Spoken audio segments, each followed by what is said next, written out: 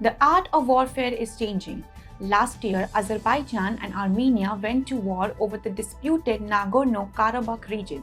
During the entire conflict, Azerbaijan used Israel and Turkish drones.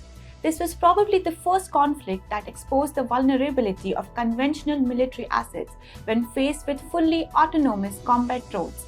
Meanwhile, Iran-backed Houthi rebels have used drones to attack the Saudi oil facilities in the past. In the future, cost-effective, unmanned platforms are going to dominate military operations, especially in proxy wars and hybrid conflicts.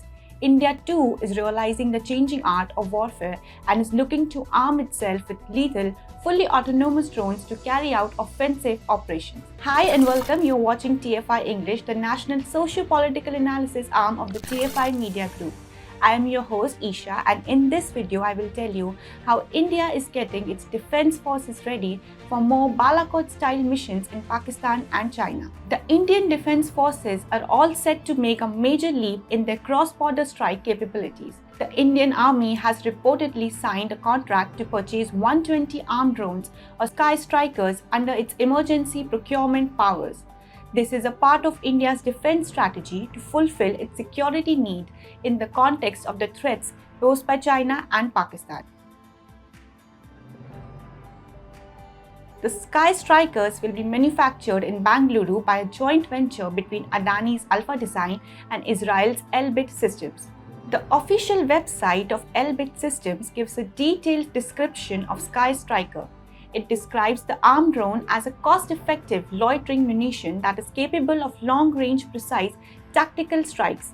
The technology-enabled Sky Striker improves performance, situational awareness, and survivability by providing direct fire aerial precision capabilities to maneuverable troops and special forces. The website adds, Sky Striker is a fully autonomous UAS that can locate, acquire, and strike operator-designated targets with a 5 kg warhead installed inside the fuselage, enabling high-precision performance. The UAS electric propulsion offers a minimal acoustic signature, allowing covert operations at low-altitude operations. Moreover, Sky Striker allows the defense forces to carry out stealth operations due to the lack of visibility and silent maneuvers attached to it.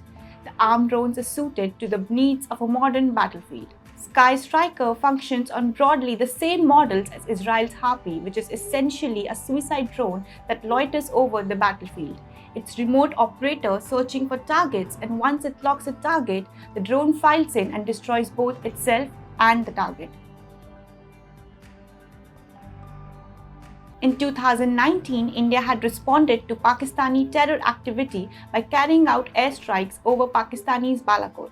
The operation carried out by the Indian Air Force had inflicted heavy damage on the Jaish-e-Mohammed terror camps in Balakot. Similarly, in 2016, the Indian Army Special Forces had crossed the LOC to carry out surgical strikes over Pakistani terror outfits. However, such operations where your troops or air assets have to cross the LOC or violate Pakistani's airspace are inherently dangerous for the troops or pilots involved. Now, with the Indian Army procuring Sky Strikers, India has acquired the ability to carry out Balakot-type operations deep inside Pakistani territory without having to send troops or pilots into the adversary-controlled territory. Moreover, given the ability of Sky Striker to locate, lock and hit designated targets, the detection capabilities of the defense forces themselves get a shot in the arm. Also, the Sky Strikers offer tremendous flexibility in operations as targets can be changed after launching the suicide drones, and operations can also be aborted at the last minute if the ground control forces so desire.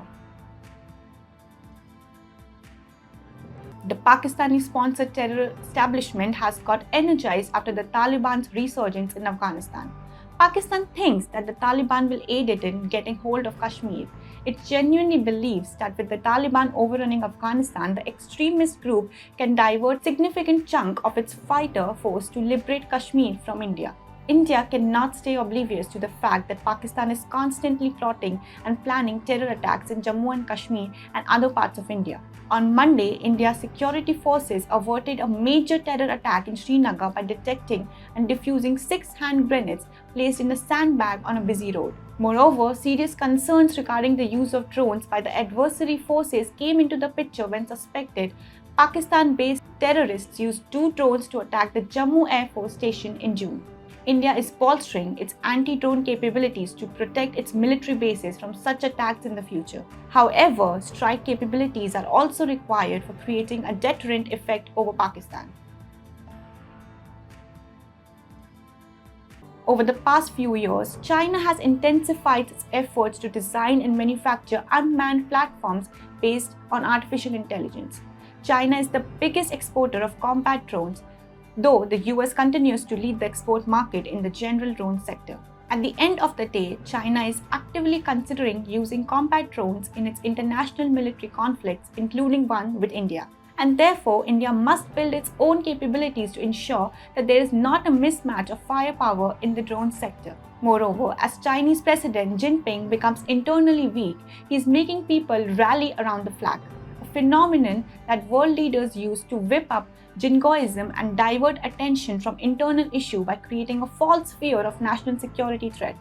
For this purpose, China is once again relying on expansionism and has gone as far as claiming India's state of Arunachal Pradesh. In any case, India needed to augment and enhance its offensive capabilities with 2 enemies located on its eastern and western front.